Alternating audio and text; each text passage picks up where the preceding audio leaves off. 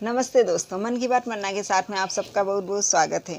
दोस्तों, आज international nurses day है और इसके उपलक्ष्य में मैंने 4 पंक्तियाँ लिखी है क्योंकि मैं खुद भी नर्स हूँ और मैं जानती हूँ कि पिछले 2 साल जो हमारे जीवन के गुजरे हैं कोरोना के कारण, उनमें नर्सिंग का कितना महत्व है।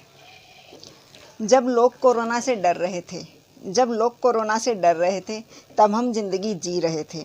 अधिकार नहीं था हमें डरने का, हम नर्सिंग कर्मी जो ठहरे। अधिकार नहीं था हमें डरने का, हम नर्सिंग कर्मी जो ठहरे। दौड़ रहे थे, भाग रहे थे, जिंदगी के लिए रात रात भर जाग रहे थे। पता था हमें उम्मीद का दिया बुझने नहीं देना है। इस अंधकार से देश को निकाल उसे नया सवेरा देना है। जब लोग अपनी चंद सांसों के लिए लड़ रहे थे तो तड़प हम भी रहे थे। एक ही संकल्प था मन में कि अब किसी को नहीं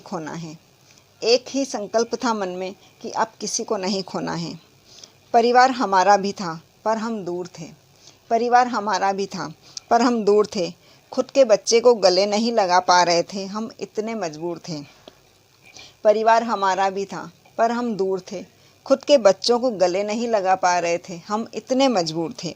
जंग बहुत लंबी थी और हथियार कम थे, लेकिन फिर भी हौसलों से लबरेज हम थे।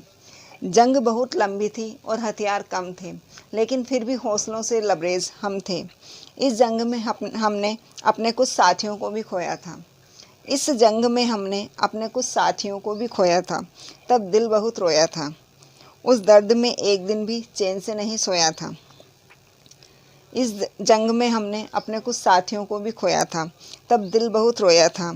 दर्द में एक दिन भी मैं चैन से नहीं सोया था। हमारे अपनों के हाथ हमसे छूटते जा रहे थे और हम कुछ नहीं कर पा रहे थे। फिर भारत ने वैक्सीन बनाई, उम्मीद की एक नई किरण जगाई।